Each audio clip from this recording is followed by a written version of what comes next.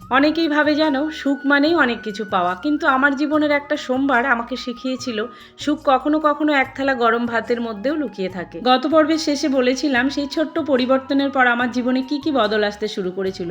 যেন সত্যি বলতে বদলটা একদিনে আসেনি, কিন্তু ধীরে ধীরে আমি নিজেই বুঝতে পারছিলাম আমার ভাবনা বদলাচ্ছে। আগে নিজের জন্য একটু সময় বের করতাম না, এখন কাজের ফাঁকেও 2 মিনিট নিজের সঙ্গে কথা বলতে পারি।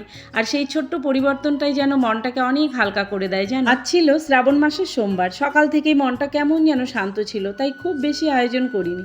শুধু সাদা চালের ভাত, আলু সিদ্ধ আর 1 চামচ ঘি। রান্না করতে করতে হঠাৎ ছোটবেলার কথা মনে পড়ে গেল।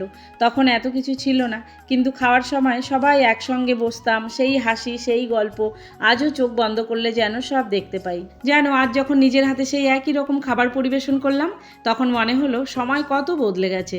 মানুষ বদলেছে, সংসার বদলেছে, কিন্তু কিছু স্বাদ কোনোদিনই বদলায় না।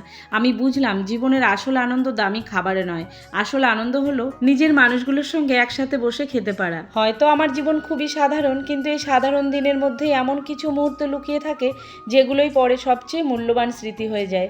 আজকের এই সাধারণ দুপুরটা আমাকে আবার মনে করিয়ে দিল, কম থাকলেই জীবন ছোট হয়ে যায় না, ভালোবাসা থাকলে সাধারণ দিনও অসাধারণ হয়ে ওঠে। পরের পর্বে বলবো এমন একজন মানুষের কথা। আজকের গল্প শেষ, কিন্তু মনে রেখো আমাদের আড্ডার শেষ নেই।